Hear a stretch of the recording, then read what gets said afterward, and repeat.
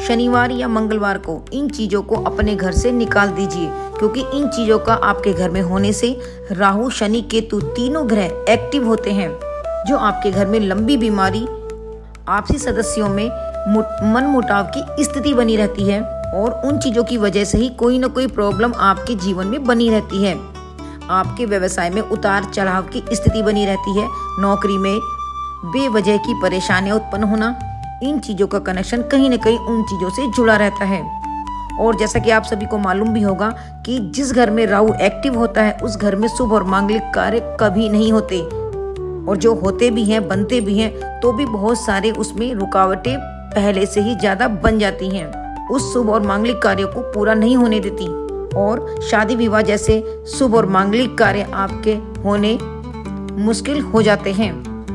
तो आपको ये चीज़ें समय समय पर अपने घर से बाहर निकालते रहना चाहिए, शनिवार और मंगलवार को,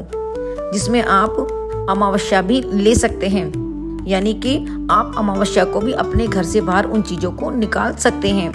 तो पहले आप ये जानिए कि आपके घर में जो फटे पुराने जूते चप्पलें हैं, जिनका आप यूज़ नहीं करते, सालों साल ऐसे ही पड़े रहते हैं, जिनमें फंगस सी लगी रहती है या फिर टूटे रहते हैं, आप उन्हें सही भी नहीं कराते और उन जूते चप्पलों को आप धूप भी नहीं दिखाते, आप उन्हें पहनते भी नहीं हैं, तो ऐसे जूते चप्पल आपके घर में नेगेटिव एनर्जी को लाते हैं, राहु को एक्टिव करते हैं। तो आज ही ध्यान करके अपने घर में ये देखिए कि कौन से जूते चप्पल आप बहुत समय से नहीं पहनते, तो उन जूते चप्पलों को शनिवार या मंगलवार या फिर अमावस्या के दिन आप किसी को दे दें या फिर डस्टबिन में डाल दें। इसके अलावा बच्चों के टूटे हुए खिलौने जो लंबे समय से आपके घर में पड़े हुए हैं, जिनका इस्तेमाल आपके बच्चे भी नहीं करते और ऐसे ही पड़े रहते हैं, जिसमें कुछ इलेक्ट्रॉनिक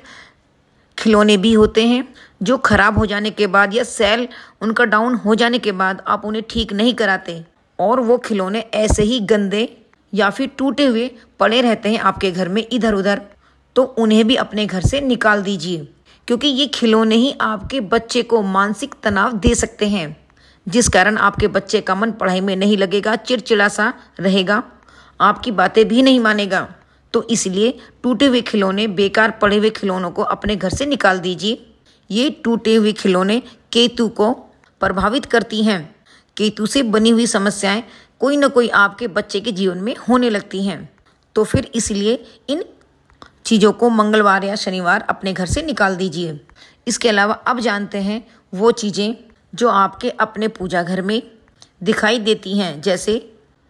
कोई टूटी हुई तस्वीर या फिर आपकी कोई भी किसी भी प्रकार की फटी हुई पुस्तकें जिन्हें आप पढ़ते भी नहीं हैं और ऐसे ही रखी हैं, जो फट चुकी हैं, जिनका कोई उपयोग नहीं होता। तो पहले आप अगर उन किताबों को पढ़ते हैं तो उन्हें ठीक करके रखिए, अन्यथा आप नहीं पढ़ते तो आप उन बुक्स को जल प्रवाह कीजिए या फिर मिट्टी में भी दबा सकती हैं। खंडित पुरानी मूर्तियां आपके घर में होने से, पूजा स्थान में होने से आपके बृहस्पति देव को कमज़ोर करती हैं, आपके घर में शुभ और मांगलिक कार्य होने मुश्किल हो जाते हैं। तो इन चीज़ों को भी आज से ही नोटिस करें। और इसके अलावा फटे पुराने कपड़े जिन्हें आप पहनते नहीं हैं और आपकी कबर्ड में ऐसे ही रखे हैं,